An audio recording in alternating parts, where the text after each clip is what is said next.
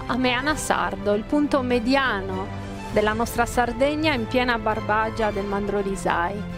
Risaliamo a fatica le scale di una delle torri del nuraghe Nolza, un nuraghe fatto in scisto, uno scisto che caratterizza è la pietra locale, la pietra con cui i nuragici hanno costruito le loro capanne e ancora oggi i nostri villaggi, i nostri paesi sono ancora costruiti. Andiamo a scoprirlo. Siamo al nuraghe Nolza, la dottoressa Salis, Gianfranca Salis, per la soprintendenza a tutela del nostro patrimonio. Ci troviamo in un ampio spazio, sembriamo in campagna ma in realtà stiamo passeggiando sopra un villaggio. Esatto, sì, un importante insediamento che ha al centro, come centro focale, il nuraghe Nolza, che ormai è diventato una sorta anche di simbolo di Meana Sardo, è un nuraghe importantissimo che ha dato un contributo fondamentale allo studio della civiltà nuragica in Sardegna. Perché questo contributo così fondamentale? Di solito pensiamo a Barumini, esatto, del maestro Lilliu. Veramente anche Lilliu iniziò qua delle ricerche, perché posto al centro proprio anche la posizione geografica nel cuore dell'isola suscitò l'interesse anche dell'archeologo più noto, insomma, della Sardegna, che venne e fece delle raccolte di superficie, iniziò a fare dei rilievi, studiò anche l'area entro cui questo nuraghe si collocava, perché evidenziando come appunto si pone in un'area fortemente antropizzata, fortemente abitata anche in età nuragica e anche con un sistema insediamentale che collega nuraghi, villaggi e che ha proprio nel nuraghe Nolza un suo cuore, un suo centro. Quindi i meanesi di un tempo abitavano a Nolza e non nell'attuale Meana? Non ce ne vogliono i meanesi, ma magari gli abitanti del nuraghe Nolza appartenevano ad un altro ambito culturale, avevano comunque un altro modo chiaramente di sfruttare il territorio, di sfruttare le risorse e conseguentemente di posizionarsi e sviluppare degli abitati sulla base di esigenze economiche che sicuramente erano diverse da quelle attuali. Dei secoli successivi, molto certo. Spesso il lavoro dell'archeologo è proprio quello di andare ad indagare quali erano le motivazioni che portarono a insediarsi in un punto piuttosto che in un altro. Nel caso della civiltà nuragica questo è forse uno degli argomenti più affascinanti che sta dando anche negli ultimi anni, sta aprendo nuove prospettive di studi.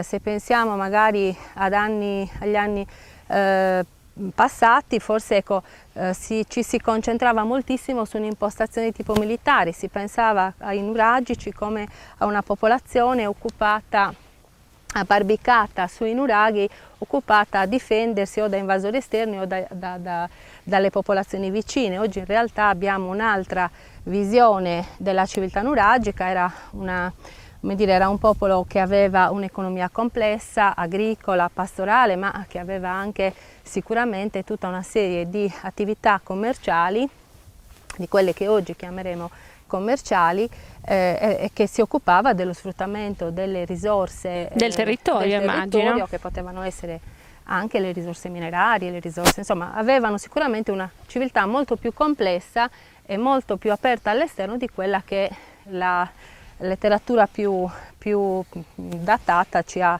insegnato sino ad oggi. Ci ha insegnato. Torniamo a Nolza. Noi abbiamo passeggiato su un villaggio che ancora aspetta di essere scavato. Sono oltre 2 ettari di villaggio che si conosce in parte perché magari ci sono raccolti di superficie, una capanna era stata scavata, aveva dato i segni anche di un'occupazione molto tarda, siamo nel secondo secolo d.C., ma il cuore sicuramente della vita del Nolza e del villaggio, del nuraghe e del suo villaggio, è invece da collocare nell'età del bronzo. Stiamo parlando di quale periodo? partiamo diciamo dal bronzo, almeno dalla fine del bronzo medio, fino anni, al bronzo ci finale. orienti con gli anni. Diciamo tra il XVI e il XII. Quindi fra il 1500 e il 1200, 1100 avanti 1100, Cristo. sì. Diciamo che ci poniamo a cavallo di questi secoli e la puntualizzazione di queste fasi di vita ce le ha date proprio la stratigrafia che è stata individuata all'interno del nuraghe. Strutture importanti, pietre diverse, perché proprio Nolsa così maestoso? Non ce ne sono altri nella zona? Beh, sicuramente Nolsa aveva, innanzitutto Nolsa è quello che è stato scavato e quindi è stato liberato dai crolli e dalla terra che non permette in genere la decodifica del monumento. Spesso pensate a Barumini che era una collina, certo. Uno non immaginava sicuramente di avere un tesoro così prezioso. Sicuramente certo. Nolsa ebbe comunque un ruolo importante nel territorio, questo è stato messo in evidenza da studi che sono stati fatti anche appunto sulle logiche territoriali che collegano anche gli altri monumenti al nuraghe Nolsa. Però sicuramente al di là della monumentalità, l'importanza del nuraghe è proprio quello che ci restituisce in modo preciso dei momenti particolari, dei passaggi che sono avvenuti all'interno della fine del bronzo medio, del bronzo recente. Cambiano le popolazioni, cambiano la civiltà? Non cambiano le popolazioni, però come dire, cambia sicuramente è il segno diciamo di una vivacità di questa cultura. Noi spesso siamo abituati a parlare di nuragico appiattendo, come se fosse un periodo statico. Un periodo statico appiattendo l'età del bronzo, l'età del ferro, invece qui si riesce attraverso appunto l'analisi, il lavoro paziente dell'archeologo, attraverso l'analisi della stratigrafia, lo studio dei materiali, del modo in cui cambia la cultura materiale, cioè del modo in cui cambiano quei cocci che sono, come dire, che piacciono tanto agli archeologi e che spesso per le persone... Quattro sassi si soliti dire, no?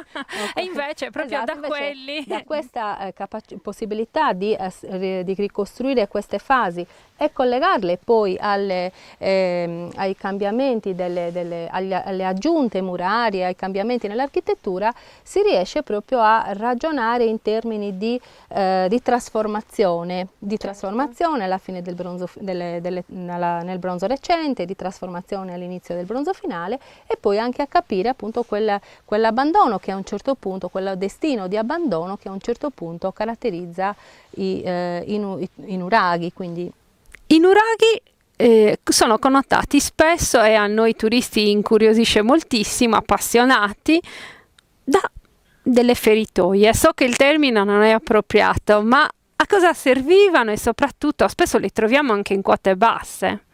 Allora, effettivamente il termine feritoia è quello che è stato utilizzato un po' per descrivere queste particolari aperture che in genere sono più strette verso l'esterno e che vanno poi un po' come nel periodo medievale, strombato verso l'interno. Sì, è stato usato questo termine nel momento in cui si è iniziato a descrivere i nuraghi, spesso proprio si è mutuato dal castello alcuni termini. Pensiamo anche al termine mastio, al termine spalti, al termine ballatoi. Sono tutti termini che effettivamente sono stati presi in prestito da un'altra struttura che ricordava nella forma anche quella che ricordava quella però di nuraghe. Aiuta il nostro immaginario. Aiuta l'immaginario, però sicuramente aiuta l'immaginario, ma purtroppo l'ha aiutato male, perché usando il termine feritoia molto spesso noi pensiamo agli arcieri che da dentro stava dentro però ci chiediamo, ma l'arciere è così in basso? Non è possibile, anche perché la distanza che copre tutta la muratura chiaramente non era funzionale, mentre invece è molto più come dire, possibile, forse probabile pensare a dei punti di luce che illuminavano l'interno, tant'è vero che il fatto anche che siano strombati consente una maggiore diffusione della luce, quindi una ma questo non li rendeva più vulnerabili? Più semplice. ma non vulnerabili in che senso? Dai nemici? Però appunto dobbiamo anche eliminare. Noi ci siamo affezionati all'idea delle feritoie. Quest'idea che ci fossero, come dire, gli eserciti pronti a con la spada fra i denti. Perché effettivamente anche i nuraghi, anche quando avevano delle funzioni di controllo, non era un controllo necessariamente militare, il controllo era strategico, occupazione, erano, come dire, legate anche commerciale, ad un'occupazione delle risorse, appunto, e quindi un controllo delle vie di comunicazione, delle risorse che potevano essere dal bosco ai campi, alle aree dei pascoli.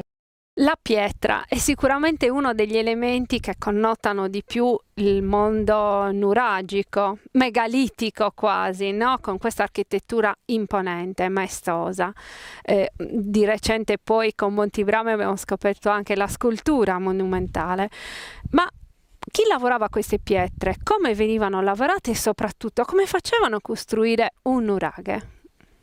Allora, la domanda sicuramente è una delle domande che in genere ci poniamo di più. Viene posta, perché incuriosisce il fatto che a volte massi abbastanza importanti siano comunque posizionati ad una certa altezza.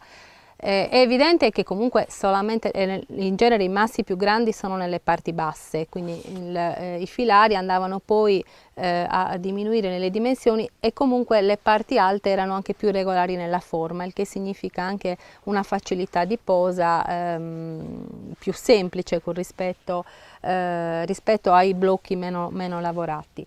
Avevano sicuramente una manualità che utilizzava quei principi molto semplici, come il principio della leva, i principi dei contrappesi, insomma tutti quei principi semplici che hanno avuto poi anche un utilizzo successivamente. In fondo noi siamo abituati ai mezzi meccanici, alle grandi gru, abituati appunto a tutta una tecnologia che ha depotenziato o ridotto all'osso proprio il lavoro dell'uomo. In realtà nel passato neanche tanto lontano la possibilità appunto di lavorare con questi sistemi esisteva. Voglio dire, anche a noi è capitato a volte anche di fare magari restauri in aree dove era impossibile far arrivare i mezzi, e allora abbiamo ripristinato ci si ingegna determinati principi, questi principi semplicissimi che organizzati in strutture molto semplici consentono proprio di portare il legno in questo probabilmente svolse un ruolo centrale. Possono aver avuto sicuramente tutta una serie di strutture che oggi chiaramente noi non vediamo più, ma che possiamo immaginare facevano parte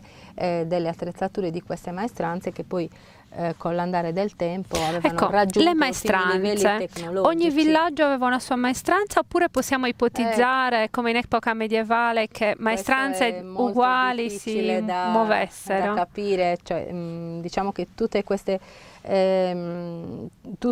domande fanno parte sempre di ipotesi di lavoro che poi nel momento in cui alla nuova scoperta diventano sempre vecchie. Si confrontano più monumenti, più strutture, più tecniche, magari si riesce a mettere un tassello per andare a definire questo quadro. È chiaro che ancora ci mancano tantissimi elementi, forse alcuni ci mancheranno per sempre, perché magari non esiste perché appunto possiamo affidarci a quello che gli oggetti, a quello che le pietre, a quello che le strutture ci raccontano, e spesso farle parlare non è così semplice. Non è così semplice.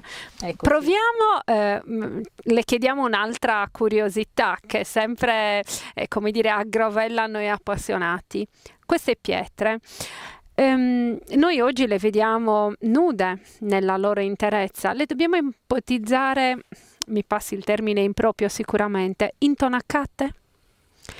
Queste strutture, un po' come le nostre pietre, adesso c'è la nuova moda di riportare in luce il mattone cotto a testimonianza dell'antichità, della vetustà di un muro.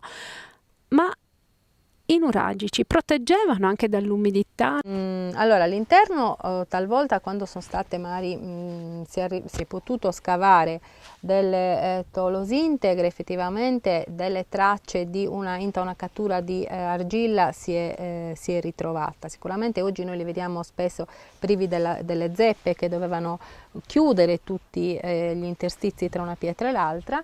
e all'interno sicuramente molti dovevano essere intonacati perché le tracce effettivamente sono state individuate, quindi molto probabilmente appunto una camera che doveva essere comunque funzionale ad avere una frequentazione umana spesso anche molto, molto intensa.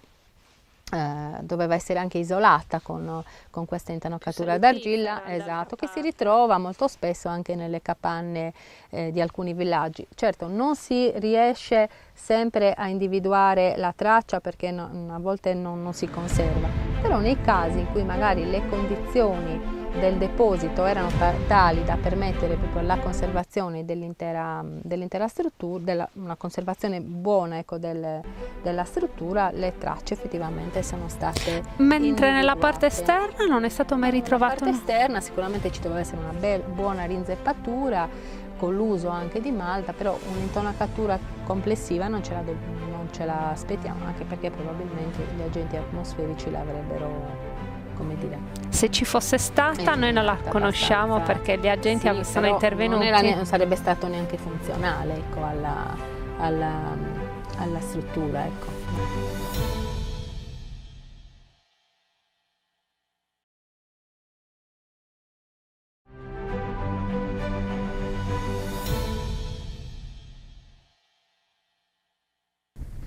Nolsa, un'antica leggenda lega un paese e delle colline. I nuraghi parlavano l'uno con l'altro. Qual è la leggenda di Nolsa? La leggenda di Nolsa narra che nel nuraghe qui di fronte, chiamato Maria Incantata, abitasse una fatta, Maria Incantata per l'appunto, e che per alleviare le sofferenze di Nolsa, il suo amato prigioniero in questo nuraghe, mentre tesseva nel suo telaio d'oro, cantava tutto il tempo. E quindi consolava l'amante lontano. Una storia d'amore che nutre le vicende di un nuraghe che oggi scopriremo. Nuraghe Nolsa, entriamo all'interno di una delle torri laterali, non so, di un recinto sicuramente attualmente, ma come era composto? Che struttura architettonica ci sta per accogliere? Allora, il nuraghe Nolsa è un quadrilobato, cioè un nuraghe composto da una torre centrale e 4 torri laterali che gli si dispongono intorno. Non furono edificate tutte in un'unica fase perché le 2 torri posteriori sono più antiche. Questa parte in cui ci troviamo adesso è più recente rispetto alle 2 torri quindi posteriori. Diverse fasi costruttive. Diverse fasi.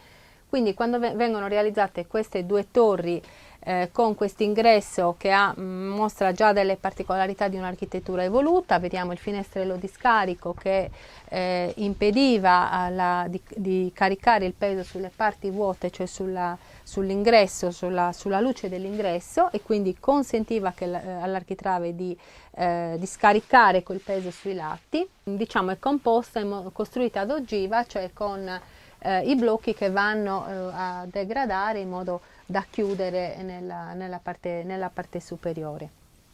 Questo piccolo ingresso dà l'accesso sia a questa torre che è stata scavata, sia a questa scala che porta è una delle 4 superiori. Questa è una delle 4 torri.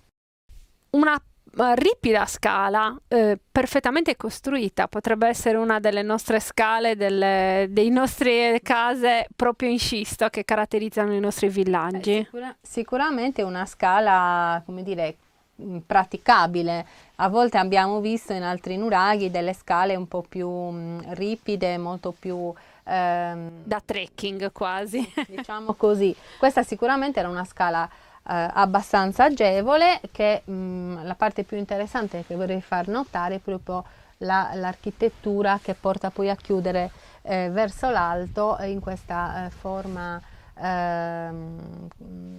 che è tipica sicuramente di un'architettura matura, di una notevole abilità. Siamo in che anni? Diciamo tra il XIII e XII secolo, in queste fasi, insomma, dobbiamo attribuire questa ristrutturazione che in parte ingloba questa scala e ne modifica soprattutto le parti alte per adattarle alla nuova ristrutturazione.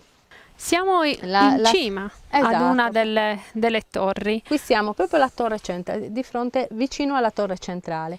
quella che in genere è la più, è sicuramente la prima che viene costruita. Qui probabilmente siamo la prima fase di costruzione del nuraghe si ascrive addirittura alle fasi finali del bronzo medio. Però ecco, lo scavo non ha potuto attestare stratigraficamente queste prime fasi, perché chiaramente non è neppure concluso in tutte le sue parti, però le tracce che sono state ritrovate anche in materiali di superficie e in scavi, diciamo, anche all'esterno, hanno consentito di dare anche questa prima fase di impostazione dell'architettura, ecco, del nuraghe, che è più antica delle altre documentate poi negli altri scavi stratigrafici. Nolza, la storia di uno scavo, noi siamo esattamente sui tanti conci che ogni campagna di scavo sono stati numerati. Sì. Quando si è iniziato a scavare? Qual è la storia di questo scavo? Allora, lo scavo è iniziato nel 94, è proseguito per 4 anni, quindi dal 94 al 98 praticamente hanno tirato fuori proprio le parti esterne del quadrilobo, perché appunto è un nuraghe quadrilobato. Tutti i conci, che sono appunto le pietre che vediamo che ci circondano, che si trovavano praticamente alla base del monumento, sono stati prelevati e portati qui, proprio perché l'area comunque è un'area ancora in fase di scavo, per cui non si sapeva neanche dove posizionarli, quindi sono stati sistemati qua. Sembra un villaggio ma non lo è. Praticamente sono delle pietre lavorate che, a differenza della maggior parte, diciamo dei 3/4 del nuraghe, avevano una funzione ben precisa, che era quella di creare il cosiddetto ballatoio, spalto, così come vogliamo chiamarlo, quindi una sorta di balcone che fuoriusciva di poco, non tantissimo, una cinquantina di centimetri forse, comunque poco più, e serviva appunto per creare questa sorta di spalto che andava poi, si pensa almeno, a proteggere tutta la base del nuraghe, perché il nuraghe noi sappiamo che finisce a tronco di cono. Tutti numerati, è un grande puzzle? Sì. Io non credo che si riuscirà mai a ricomporlo, però questo puzzle è molto difficile. Sarà molto difficile. Sarà molto difficile. Hanno però una forma particolare. Perché hanno questa forma quasi triangolare o simil triangolare? Sì, perché praticamente quella che vediamo qua, la parte diciamo diritta piatta, è la faccia vista ed è quella che si vedeva praticamente esternamente, mentre la parte interna veniva inglobata all'interno della muratura. Quindi un incastro a sì, triangoli. Sì, sì. Tutti incanalati. I conci, però abbiamo anche i mensoloni, che sono quelle pietre là in fondo che hanno una forma diversa, particolare, che erano proprio il supporto per creare questo spalto. Praticamente si vede, soprattutto nei modellini di nuraghe, si riesce a capire a cosa servivano, perché in effetti altrimenti nessun nuraghe ha restituito, comunque pochissimi, hanno restituito qualche mensolone in situ, però c'è solo il mensolone, non c'è la parte comunque completa, per cui non si riusciva a capire a cosa servissero.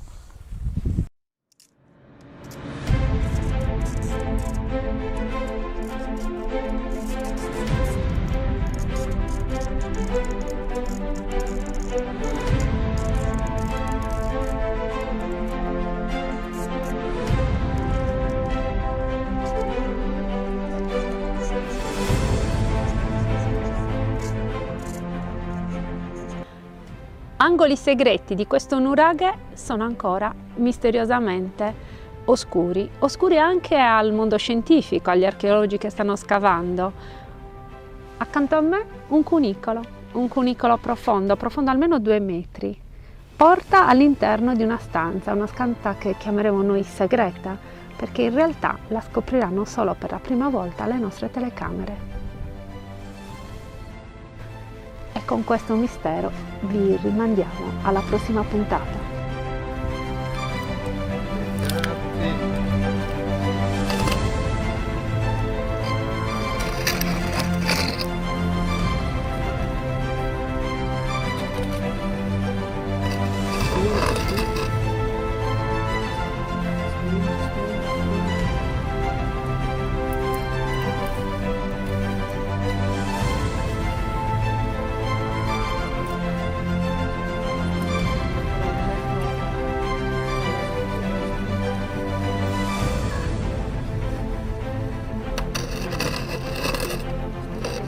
No,